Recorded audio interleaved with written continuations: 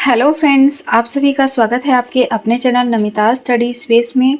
दोस्तों, आज की वीडियो में हम हिंदी गद्य का इतिहास टॉपिक के अंतर्गत नाटक एवं एकांकी से संबंधित प्रश्नों के बारे में चर्चा करने वाले हैं और उनकी व्याख्याओं के माध्यम से सिलेबस कवर करने वाले हैं जो आपकी आगामी परीक्षाओं की दृष्टि से बहुत ही महत्वपूर्ण होंगी। तो देर न करते हुए स्टार्ट करते हैं हमारा आज का इम्पोर्टेंट वीडियो।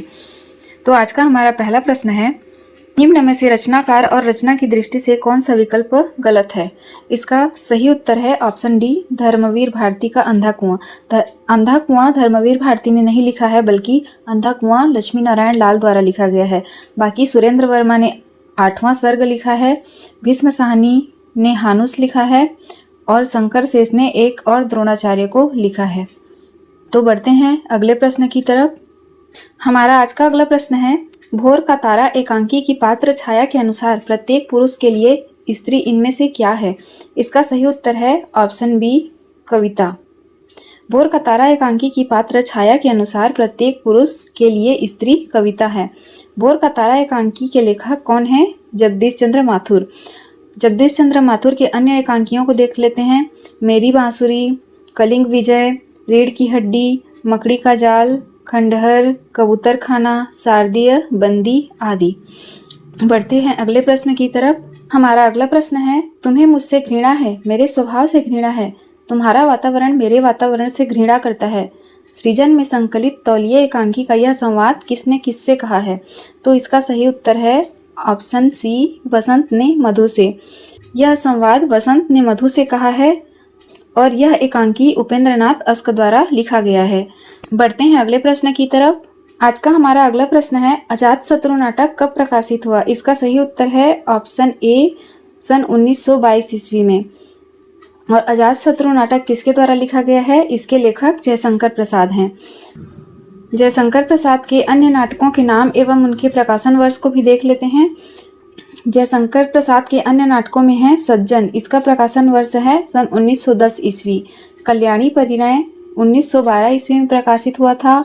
करुणालय 1913 ईस्वी में प्रकाशित हुआ था। प्रायश्चित 1913 ईस्वी में प्रकाशित हुआ था। राजश्री 1915 ईस्वी में प्रकाशित हुआ था। विशाख 1921 ईस्वी में प्रकाशित हुआ था और जन्मेजय का नागयज्ञ सन 1926 ईस्वी में प्रकाशित हुआ था। बढ़ते हैं अगले प्रश्न की तरफ। हमारा अगला प्रश्न है, निम्न में से कौन सा नाटक मोहन राकेश का है? इसका सही उत्तर है ऑप्शन ए, लहरों के राजहंस। लहरों के राजहंस नाटक मोहन राकेश द्वारा लिखा गया है और इस नाटक की प्रमुख पात्र सुंदरी तथा अलका हैं। मोहन राकेश द्वारा रचित अन्य नाटक हैं आषाढ़ का एक दिन, आधे अधूरे, पैर तले जमीन आदि। कोणार्क नाटक जगदीश चंद्र माथुर द्वारा लिखा गया है। अंधा कुआं लक्ष्मी नारायण लाल द्वारा लिखा गया है और डॉक्टर नाटक विष्णु प्रभाकर द्वारा लिखा गया है। बढ़ते हैं अगले प्रश्न की तरफ। आज का हमारा अगला प्रश्न है, भारतेंदु हरिश्चंद्र ने अपने किस नाटक में बड़ौदा के राज परिवार का वर्णन किया है? इसका सही उत्तर है ऑप्शन बी, विशस्य विस्मौषधम।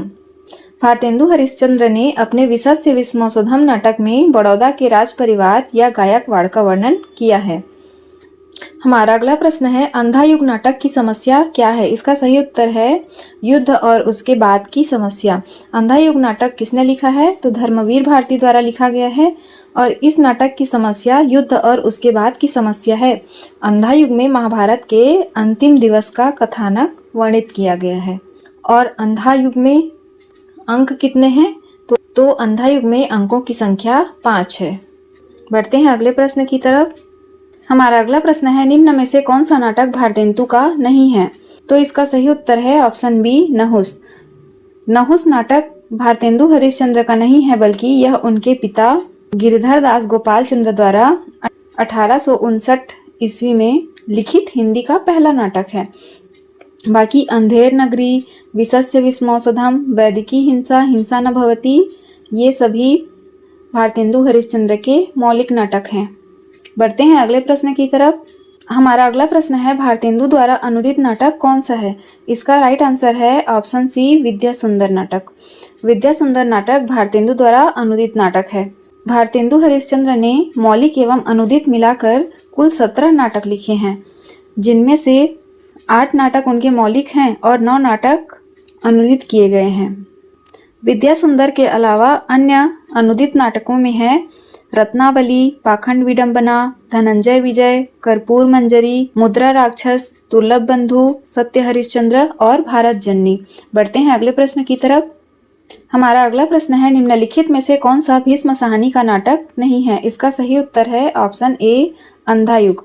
अंधायुग भीष्म साहनी का नाटक नहीं है, बल्कि यह नाटक धर्मवीर भारती द्वारा लिखा गया है और अंधायुग एक गीति नाट्य है जो महाभारत के अंतिम दिवस के युद्ध पर आधारित है। बाकी माधवी, हानूस, कबीरा खड़ा बाजार में ये सभी नाटक भीष्म साहनी द्वारा लिखे गए हैं। बढ़ते हैं अगले प्रश्न की तरफ। हमारा अगला प्रश्न है एकांकी संग्रह पृथ्वीराज की आंखें के रचनाकार कौन है? इसका सही उत्तर है ऑप्शन डी रामकुमार वर्मा। रामकुमार वर्मा के अन्य एकांकी हैं रेशमी टाई, चारुमित्रा, विभूति, सप्तकिरण, रूपरंग, कौमुदी महोत्सव, ध्रुव तारिका, ऋतुराज, रजत रश्मि, दीपदान, कामकंदला, बापू, इंद्रधनुष, रिमझिम आदि। बढ़ते हैं अगले प्रश्न की तरफ। हमारा अगला प्रश्न है निम्नलिखित में से कौन सा जयशंकर प्रसाद का नाटक नहीं है?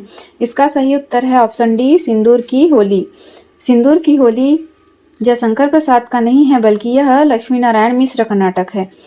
बाकी विशाख, राज्यश्री, ध्रुव स्वामिनी ये सभी जयशंकर प्रसाद कृत नाटक हैं। जयशंकर प्रसाद द्वारा रचित अन्य नाटकों में हैं सज्जन, कल्याणी परिणय, करुणालय, प्रायश्चित, राज्यश्री, विशाख, अजातशत्रु, जन्मेजय का नागयज्ञ, कामना, स्कंदगुप्त, एक घूंट चंद्रगुप्त और ध्रुव स्वामिनी। बढ़ते हैं अगले प्रश्न की तरफ। हमारा अगला प्रश्न है जगदीश चंद्र माथुर का एकांकी संग्रह कौन सा है? इसका सही उत्तर है ऑप्शन डी भोर का तारा। जगदीश चंद्र माथुर का एकांकी संग्रह भोर का तारा है। जगदीश चंद्र माथुर के अन्य एकांकी में है मेरी बांसुरी, रीढ़ की हड्डी, मकड़ी का जाला, खंडहर, घोंसले, कबूतर खाना, ओ मेरे सपने, सारदिया, बंदी आदि। बढ़ते हैं अगले प्रश्न की तरफ। हमारा अगला प्रश्न है नारी जागरण का महाकाव्यात्मक नाटक किसे कहते हैं? Option A Ajatashatru, option B Skandagupta, option C Dhruvswamini, option D Chandragupta. इसका सही उत्तर है ऑप्शन सी ध्रुव स्वामिनी। ध्रुव स्वामिनी को नारी जागरण का महाकाव्यात्मक नाटक कहा जाता है। ध्रुव स्वामिनी नाटक जयशंकर प्रसाद द्वारा लिखा गया है और इस नाटक में आधुनिक नारी की गहन समस्या विच्छेद और पुनर्विवाह की समस्या को प्रस्तुत किया गया है। ध्रुव स्वामिनी नाटक के प्रमुख पात्र हैं रामगुप्त, चंद्रगुप्त, ध्रुव स्वामिनी, सकराज, मिहिरदेव, शिखर स्वामी, पुरोहित, कोमा आदि। बढ़ते हैं अगले प्रश्न की तरफ। हमारा अगला प्रश्न है प्रकाशन वर्ष की दृष्टि से भारतेंदु हरिश्चंद्र की रचनाओं का सही कालक्रम किस विकल्प में है? इसका सही उत्तर है ऑप्शन बी। सबसे पहले वैदिकी हिंसा, हिंसा न भवति लिखा गया था, उसके पश्चात चंद्रावली, फिर भारत दुर्दशा और नील देवी लिखा गया था। इसका डिटेल्स देख लेते हैं। वैदिकी हिंसा, हिंसा न भवति सन 1873 ईस्वी में लिखा गया था। चंद्रावली नाटक 1876 ईस्वी में लिखा गया था। भारत दुर्दशा 1880 में लिखा गया था और नील देवी 1881 ईस्वी में लिखा गया था। बढ़ते हैं अगले प्रश्न की तरफ। हमारा अगला प्रश्न है भारतेंदु कालीन नाटकों की रचना के मूल उद्देश्य से संबंधित कौन सा कथन सही नहीं है? ऑप्शन ए मनोरंजन के साथ साथ जनमानस को जागृत करना, ऑप्शन बी प्राचीन संस्कृति के प्रति प्रेम जगाना, ऑप्शन सी है सत्य, न्याय, उदारता आदि मानव मूल्यों के प्रति आस्था उत्पन्न करना, ऑप्शन डी परिनिष्ठ भाषा का विकास विस्तार करना। इसका सही उत्तर है ऑप्शन डी परिनिष्ठ भाषा का विकास विस्तार करना। भारतेंदु कालीन नाटकों की रचना के मूल उद्देश्य से संबंधित यह कथन सही नहीं है। बाकी के तीनों कथन भारतेंदु कालीन नाटकों की रचना के मूल उद्देश्य के संबंध में एकदम सटीक बैठते हैं। पढ़ते हैं अगले प्रश्न की तरफ। हमारा अगला प्रश्न है धर्मवीर भारती के अंधायुग से संबंधित कौन सा कथन गलत है? ऑप्शन ए यह एक गीति नाट्य है जिसमें महाभारत युद्ध के प्रारंभ को आधार बनाया गया है। ऑप्शन बी इसमें समकालीन समस्याओं को रचनात्मक स्तर पर उठाया गया है। ऑप्शन सी इसमें युद्ध जनित अर्थ, सत्यों, कुंठाओं, अंधी स्वार्थपरकता और विवेक शून्यता के बीच आस्था, दायित्व और ज्योति का भी उद्घाटन किया गया है। और ऑप्शन डी इसमें ईश्वर की भी मृत्यु हो जाती है और उसका स्थान व्यक्ति का उत्तरदायित्व ले लेता है।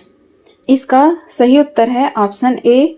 यह एक गीति नाट्य है जिसमें महाभारत युद्ध के प्रारंभ को आधार बनाया गया है। इसमें महाभारत युद्ध के प्रारंभ को नहीं बल्कि यह नाटक महाभारत युद्ध के अंतिम दिवस पर आधारित है और उसके बाद जन्म लेने वाली समस्याओं पर आधारित है। हमारा अगला प्रश्न है, निम्नलिखित नाट्य कृतियों को उनके रचनाकारों के साथ सुमेलित कीजिए।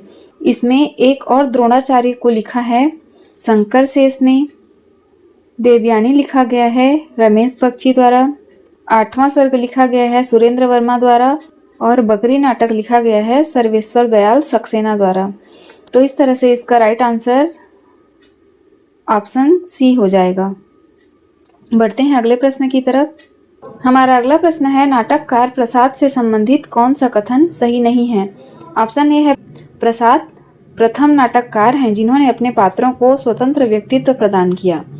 ऑप्शन बी है, प्रसाद के सभी पात्रों में गत्यात्मकता है, परिवर्तन की आकांक्षा है। ऑप्शन सी है, नाटकों के माध्यम से प्रसाद ने सांस्कृतिक पुनरुत्थान का स्तुत्य प्रयास किया है। ऑप्शन डी है, उन्होंने सभी नाटक रंगमंच को ध्यान में रखते हुए लिखे हैं और पूर्णतः अभिनय है। इसका सही उत्तर है ऑप्शन डी, अर्थात उन्होंने सभी नाटक रंगमंच को ध्यान में रखते हुए लिखे और पूर्णतः अभिनय है, यह कथन गलत है। हमारा अगला प्रश्न है, प्रसाद के नाटकों और उनके पात्रों के संबंधित कौन सा कथन सही नहीं है। ऑप्शन ए है, चाणक्य लक्ष्य सिद्धि के लिए साधन की पवित्रता को आवश्यक मानता है। ऑप्शन बी है, ध्रुव स्वामिनी नारी अधिकार की आवाज़ बुलंद करती है। ऑप्शन सी है, काव्यात्मकता प्रसाद के नाटकों की बड़ी विशेषता है। ऑप्शन डी है, स्कंदगुप्त मातृभूमि के उद्धार के लिए अकेला युद्ध करने को तैयार है। तो इसमें से गलत कथन हो जाएगा ऑप्शन ए, चाणक्य लक्ष्य सिद्धि के लिए साधन की पवित्रता को आवश्यक मानता है, यह कथन सही नहीं है। बाकी के तीनों कथन प्रसाद के नाटकों और उनके पात्रों के संबंध में बिल्कुल सटीक बैठते हैं। बढ़ते हैं अगले प्रश्न की तरफ। हमारा अगला प्रश्न है, निम्नलिखित में से मोहन राकेश का नाटक नहीं है। ऑप्शन ए, लहरों के राजहंस। ऑप्शन बी, आषाढ़ का एक दिन। ऑप्शन सी, आधे अधूरे और ऑप्शन डी, अंधा युग। इसका सही उत्तर हो जाएगा ऑप्शन डी, अंधा युग। अंधा युग नाटक मोहन राकेश का नहीं है बल्कि धर्मवीर भारती द्वारा लिखा गया है। बाकी लहरों के राजहंस, आषाढ़ का एक दिन और आधे अधूरे नाटक मोहन राकेश की कृति है। बढ़ते हैं अगले प्रश्न की तरफ। हमारा अगला प्रश्न है, निम्नलिखित में से कौन सा नाटक जयशंकर प्रसाद का नहीं है। इसका सही उत्तर है ऑप्शन डी, कल्पतरु। कल्पतरु नाटक जयशंकर प्रसाद का नहीं है। बाकी जयशंकर प्रसाद के नाटकों में है सज्जन, कल्याणी परिणय, करुणालय, प्रायश्चित, राजश्री, अजातशत्रु, जन्मेजय का नागयज्ञ, कामना, स्कंदगुप्त, एक घूंट, चंद्रगुप्त, ध्रुव स्वामिनी। तो आज की क्लास यहीं तक रखते हैं। वीडियो अगर अच्छी लगी हो तो वीडियो को लाइक करें, शेयर करें, चैनल को सब्सक्राइब करें और अपना सपोर्ट यूं ही बनाए रखें। धन्यवाद।